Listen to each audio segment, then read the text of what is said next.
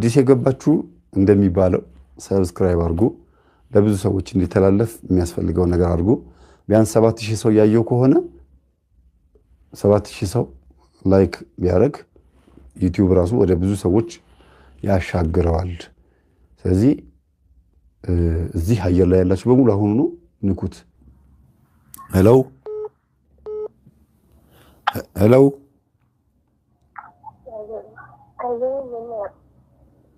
ሄሎ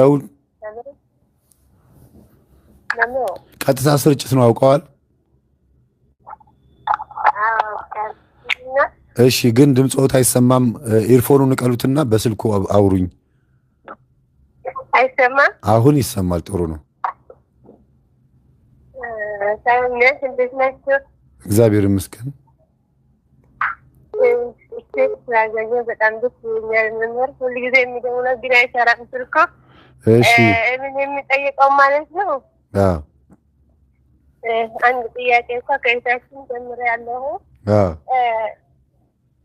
እንደዚህ በፊት ማለት ነው እዚህ ያለው በስደት ሀገር ነው ሀገሬ ደግሞ ራያ የሚባለው ማለት ነው ራያ መሆን የሚባለው ነው ገጠር ነው ከዛ በፊት ማለት ነው አባቴና እናቴ ባዳሙ ታያሞልኩም ነበር ማለት ነው ከዛ በኋላ ግን እኔ ታሜ ወደ ትዳር ሲገባ ማለት ነው ታሜ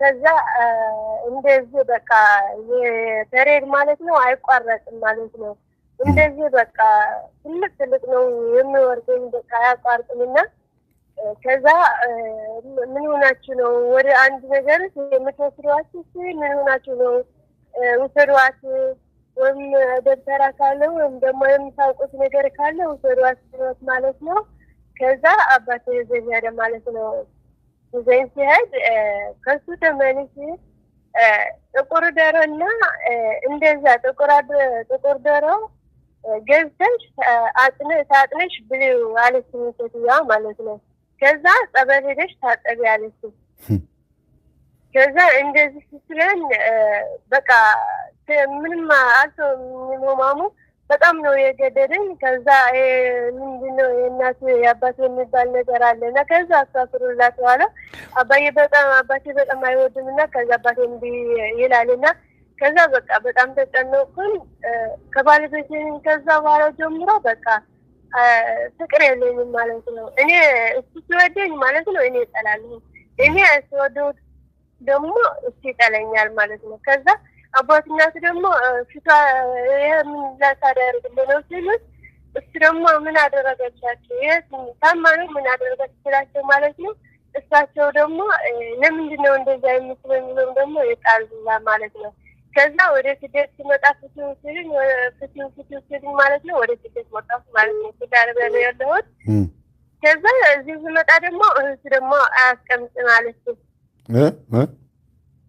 እህቱ ማለት ነው የደወለች በቃ ስድብ ምንድነው አንቺ የታውቀኛለች ያለች በቃ እየሰደበችኝ እንደዛ መንፈሳዊ ትምህርት ተጀመረ በኋላ ከዛ ገጠመኝ ሲሰጣት ማለት ነው ዝም ማለትን አትመልስልኝ ማለት ነው ከዛ እሷ ደግሞ ልጃቸው ሞት ደግሞ እናንተ ነው የገደላችሁ ብላ ደግሞ ለኔን ጠራ ሰደበችና ከዛ ዝም ማለት ነው ከዛ በቃ እንደዛ ደግሞ ፈሳቸው ጋር ነገር አጥያት ይለኛል ደራሴ ማለት ነው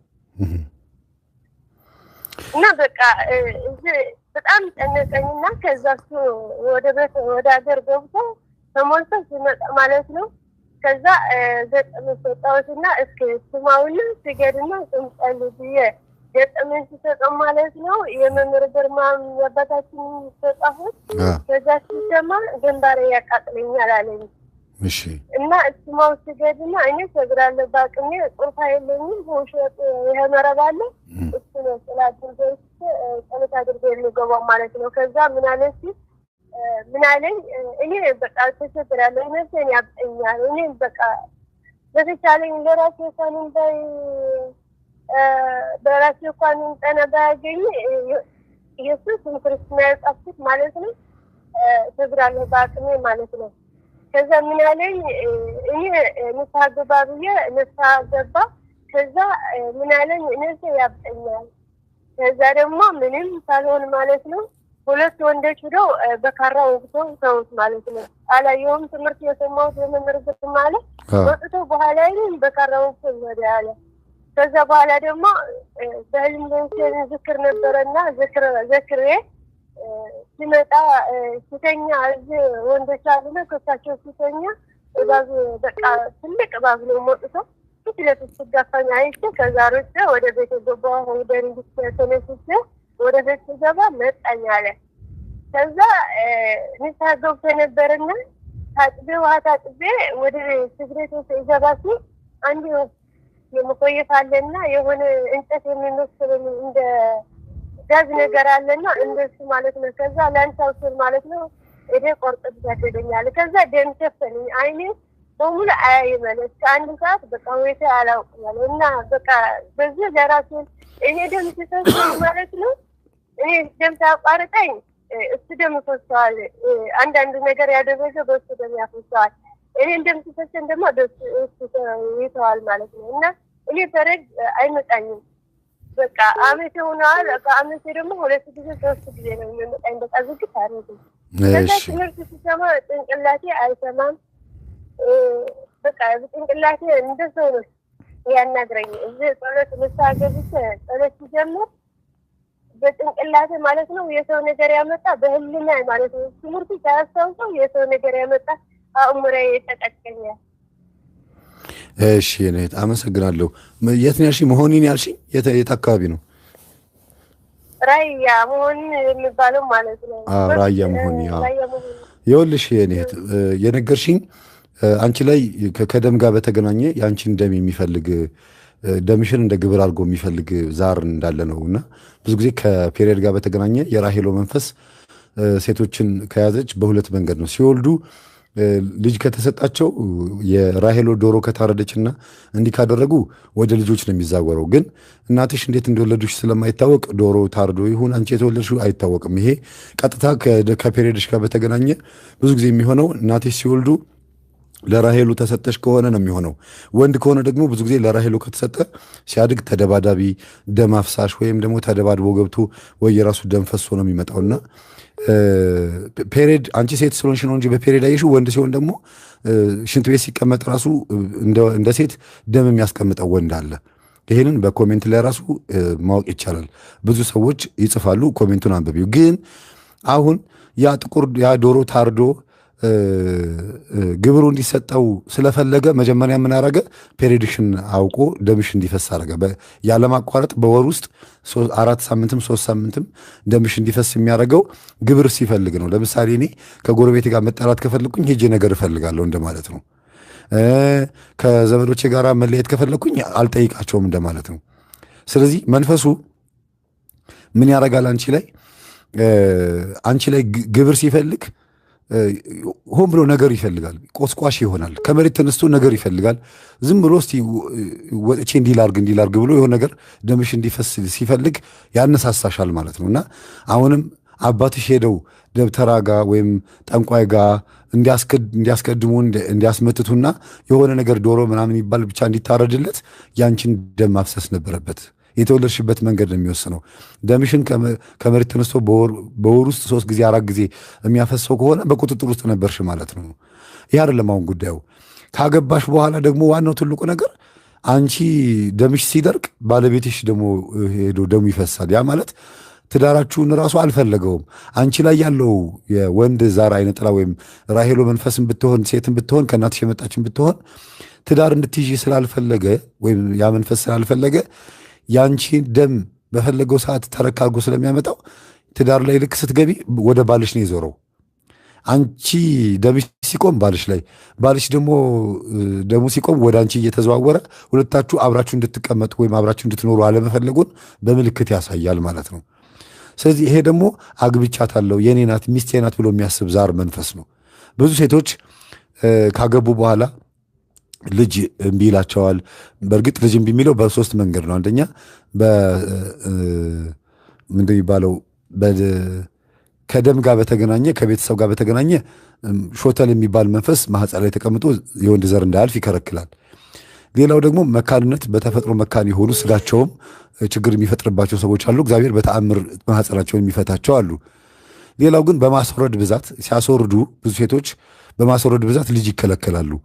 ያንቺ ግን ለየት የሚያደርገው ከደም ጋር በተገናኘ ገና በተፈጥሯዊ መንገድ ከተፈጥሮ ጋር በተገናኘ የራስሽን ደም ነው መንፈሱ እያፈሰሰ ምን ታመጫለሽ፣ የትም አታመልጭኝም፣ ደምሽን አፈሰዋለሁ ብሎ በተፈጥሯዊ መንገድ ውስጥ ገብቶ ነው። ይሄ ደግሞ ዛር መሆኑ ማሳያ ነው። አብሮ የተወለደ መንፈስ መሆኑ ማሳያ ነው።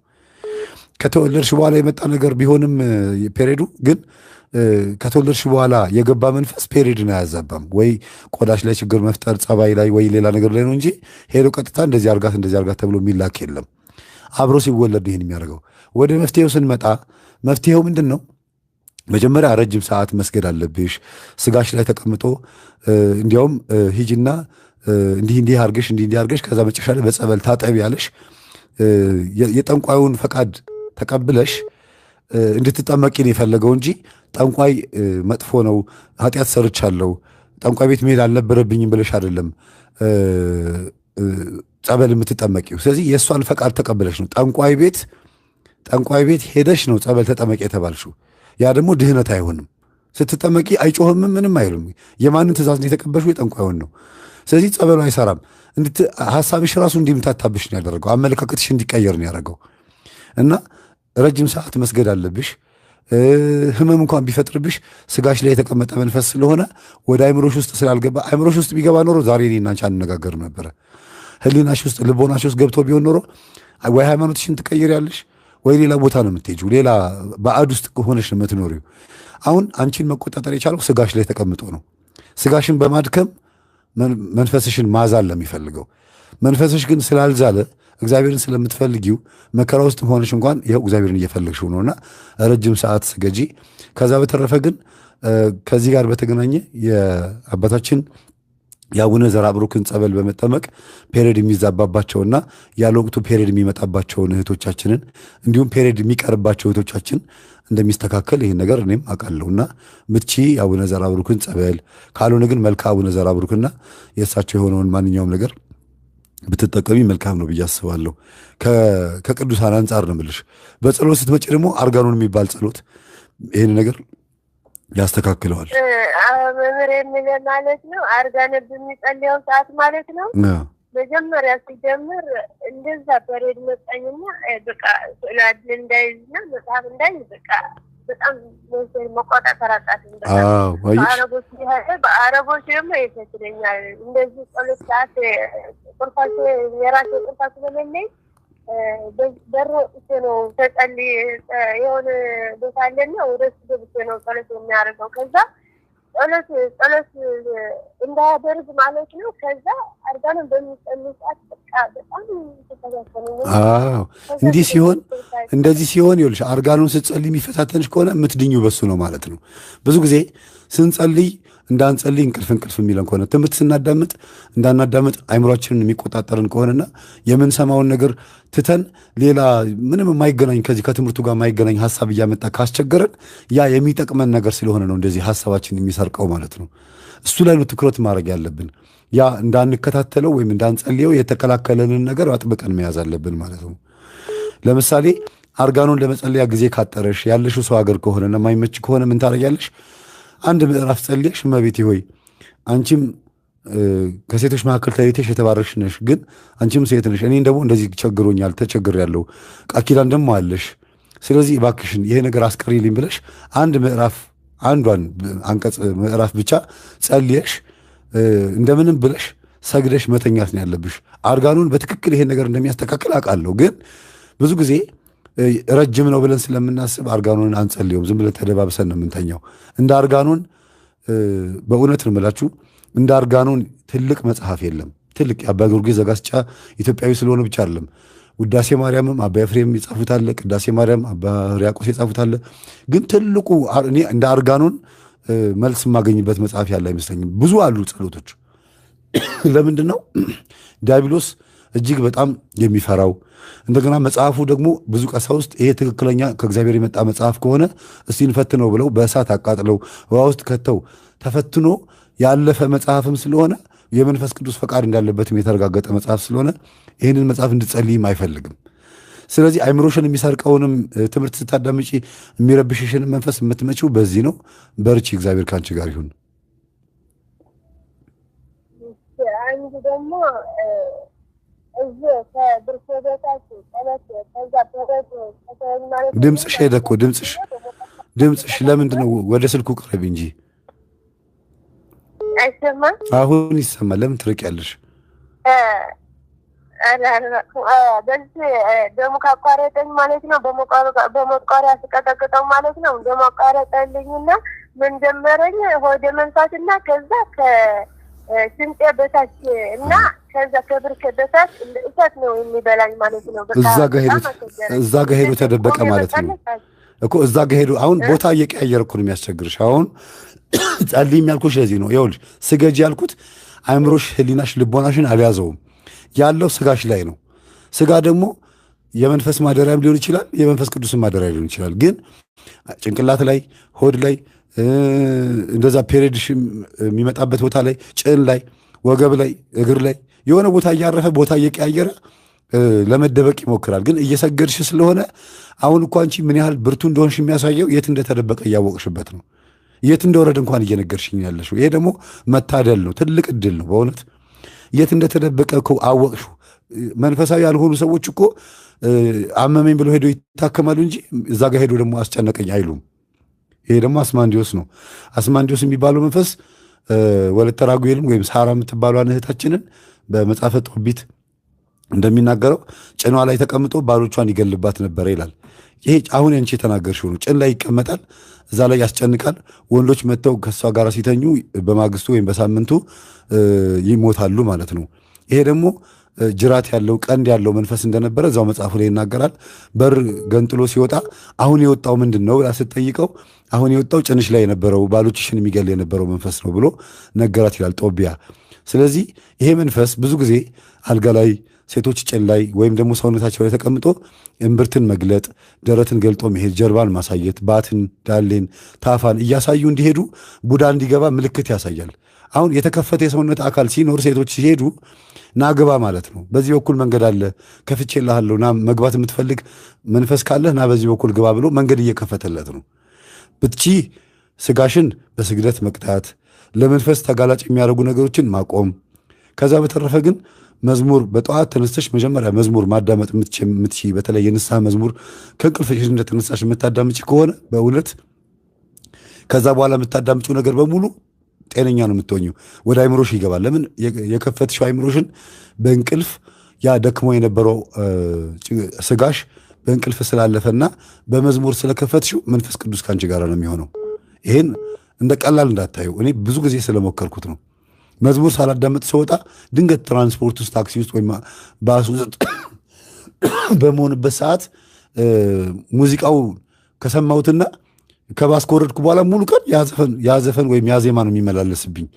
መዝሙር አዳምጬ ከወጣው ግን የፈለገ 30 ዘፈን ለምን አይመጣም? መዝሙሩ ነው ሁልጊዜ አፌ ላይ የሚመላለሰው። እና ስትነሽ ከእንቅልፍሽ የምታዳምጪው ነገር ነው ሙሉ ቀን አብሮሽ የሚውለው። በጠዋት ብታዳምጪ ትምህርቱን መልካም ነው ብዬ አስባለሁ።